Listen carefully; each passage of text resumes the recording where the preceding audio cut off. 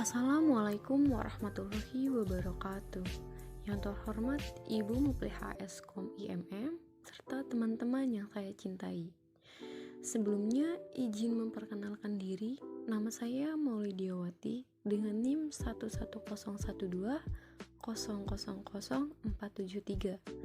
Saya dari kelas 4D Manajemen Fakultas Ekonomi dan Bisnis Universitas Bina Bangsa. Saya akan menyampaikan materi tentang pemeliharaan dalam manajemen sumber daya manusia. Video ini untuk memenuhi salah satu tugas mata kuliah manajemen sumber daya manusia. Baik, disimak ya teman-teman. Pentingnya pemeliharaan atau maintenance, karyawan harus mendapatkan perhatian yang sungguh-sungguh dari manajer. Jika pemeliharaan kurang diperhatikan, semangat kerja, sikap, dan loyalitas karyawan akan menurun. Selanjutnya, di sini ada asas-asas pemeliharaan. Yang pertama itu ada asas manfaat dan efisiensi. Yang kedua ada asas kebutuhan dan kepuasan. Yang ketiga ada asas keadilan dan kelayakan. Yang keempat ada asas peraturan legal. Dan yang terakhir ada asas kemampuan keperusahaan. Apa sih tujuan pemeliharaan dalam sumber daya manusia itu? Jadi, tujuan pemeliharaan dalam sumber daya manusia itu yang pertama ada untuk meningkatkan produktivitas kerja karyawan. Yang kedua, meningkatkan disiplin dan menurunkan absensi karyawan.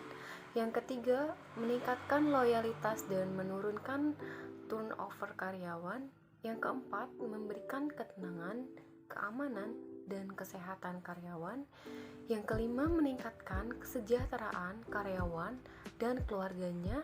Dan selanjutnya di sini ada metode-metode dalam pemeliharaan. Yang pertama itu komunikasi. Komunikasi adalah proses pemindahan pengertian dalam bentuk gagasan atau informasi dari seseorang ke orang lain. Dalam menyampaikan informasi, komunikasi sangat diperlukan. Komunikasi berfungsi untuk instruktif, informatif, influencing, dan evaluatif. Komunikasi disebut efektif jika informasi disampaikan secara singkat, jelas, dapat dipahami, dan dilaksanakan dengan maksud komunikator. Dan yang kedua ada insentif. Insentif menurut Hasibuan dalam bukunya Manajemen Sumber Daya Manusia. Insentif adalah daya perangsang yang diberikan kepada karyawan tertentu berdasarkan prestasi kerjanya agar karyawan terdorong meningkatkan produktivitas kerjanya. Selain jenis-jenisnya, insentif juga memiliki bentuk-bentuk insentif antara lain. Yang pertama ada non-material insentif. Non-material insentif adalah daya perangsang yang diberikan kepada karyawan berbentuk penghargaan atau pengukuhan berdasarkan prestasi kerjanya. Misalnya piagam, piala, medali. Yang kedua ada social insentif.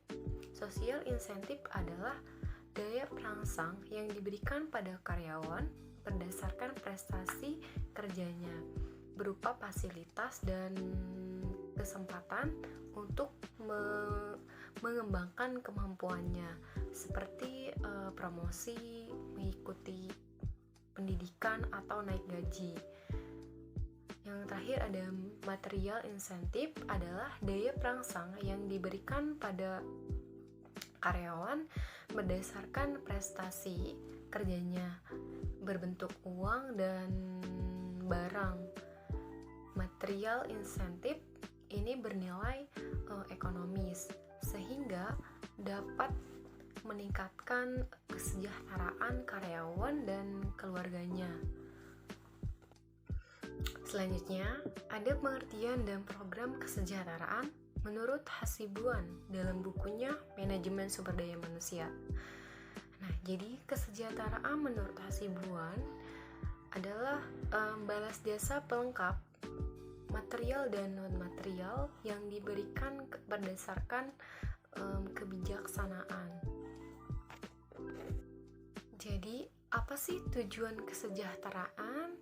Jadi, tujuan kesejahteraan yang pertama itu untuk meningkatkan hasil, yang kedua, mengurangi pergantian karyawan, yang ketiga, meningkatkan semangat karyawan, yang keempat, menambah kesetiaan karyawan terhadap perusahaan, yang kelima, menambah praserta karyawan dalam masalah-masalah organisasi, dan yang terakhir ada mengurangi keluhan-keluhan.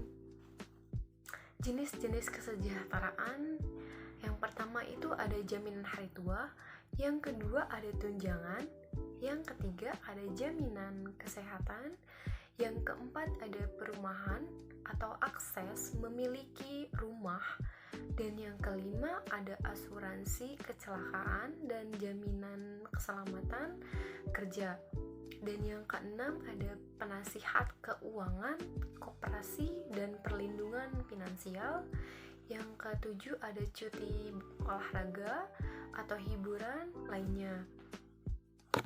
Untuk pembahasan terakhir, di sini ada hubungan industrial Pancasila atau HIP atau HIP menurut Hasibuan dalam bukunya yang berjudul Manajemen Sumber Daya Manusia. Hubungan industrial Pancasila adalah hubungan antara para pelaku dalam proses produksi barang dan jasa didasarkan atas nilai yang merupakan manifestasi dari keseluruhan sila-sila Pancasila dan Undang-Undang 1945.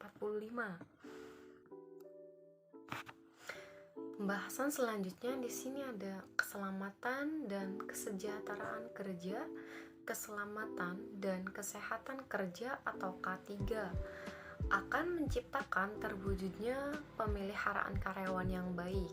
K3 ini harus ditanamkan pada diri masing-masing individu karyawan dengan penyuluhan dan pembinaan yang baik agar mereka menyadari pentingnya keselamatan kerja bagi dirinya maupun untuk perusahaan.